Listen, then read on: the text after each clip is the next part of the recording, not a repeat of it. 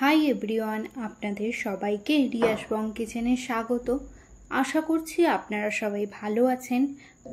আজকে আমি আপনাদের সাথে খুব সহজে বানিয়ে ফেলতে পারবেন এমন একটা ব্রেকফাস্ট রেসিপি শেয়ার করব, যার নাম আলুর পরোটা।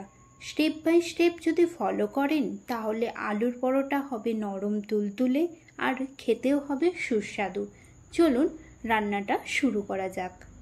আগে থেকে প্রেসারে 2টো সিটি মেরে রাখা আলুটা নিয়ে ভালো করে আলুর খোলাগুলো ছাড়িয়ে নিচ্ছি। একটা গ্রেটার দিয়ে আলুটা গ্রেট করে নিচ্ছি, যাতে আলুর বড় দানা না থাকে। বড় পিস থেকে গেলে পরোটাগুলো ছিঁড়ে যাওয়ার চান্স থাকে। এরকমভাবে সবকটা আলু গ্রেট করে নিয়ে 2টো কুচনো পেঁয়াজ, 5টা কুচনো কাঁচা লঙ্কা, কুচনো ধনে পাতা অ্যাড করলাম। 1 চামচ ভাজা মশলা দিলাম, 1 চামচ নুন দিয়ে ভালো করে মেখে নেব। শুকনো লঙ্কা, এলাচ, দারচিনি, লবঙ্গ, গোলমরিচ, জিরেকে শুকনো খোলায় নেড়ে গুঁড়ো করে একটা ভাজা মশলা তৈরি করে রাখি। পুরটা 1 মিনিট রেস্টে রেখে আমি আটাটা মেখে নেব। একটা বোলে 2 বাটি আটা, হাফ বাটি ময়দা আর হাফ চিমটি নুন দিয়ে ভালো করে মিক্সড করে নেব।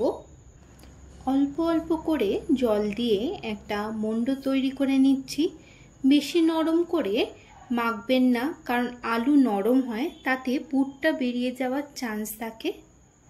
দেখুন ভালো করে মাখা হয়ে গেছে। এটাকে 2 মিনিট রেস্টে রেখেছিলাম। তারপর তা থেকে 5টা লেচি কেটে নিয়েছি। এবার আঙুলে প্রেস করে একটা বাটির মতো করে নিচ্ছি। এর মধ্যে আলুর পুরটা দিয়ে মুখটা ভালো করে প্রেস করে বন্ধ করে নেব। পুর ভরার প্রসেসটা সবেতেই সেম হয়, সেটা ডালপুরি বলো আর আলুর পরোটাই বলো। আমি একই প্রসেসেই সবকটা লেচিতে পুর ভরে নিয়েছি। হয়ে গেলে হাতে করে প্রেস করে দেব, যাতে পুরটা সব জায়গায় ছড়িয়ে যায়। দেখুন পুর ভরা হয়ে গেছে। বেলনে আটা নিয়ে প্রথমে হাতে করে একটু বেলে নেব।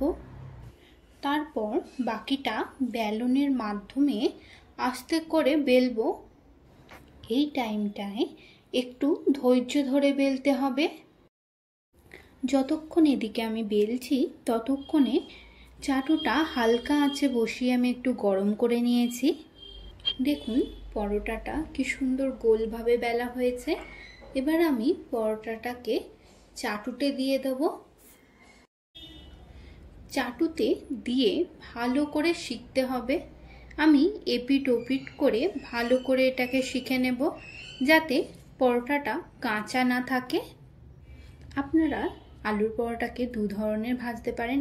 এক হয় ছাঁকা তেলে, আরেকটা হয় আমার মতো শিখে। আসলে আমি ব্রেকফাস্টে কম তেল ইউজ করার চেষ্টা করেছি।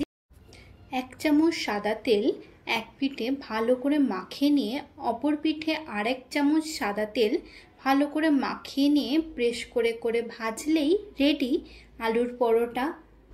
আপনারা এখানে সাদা তেলের বদলে বাটার ইউজ করতে পারেন। এরকমভাবে একবার বাড়িতে বানিয়ে দেখবেন, সত্যি আলুর পরোটাটা নরম তুলতুলে হয়েছে। কাঁচা লঙ্কার আচার আর টমেটো সসের সাথে সার্ভ করুন গরম গরম আলুর পরোটা।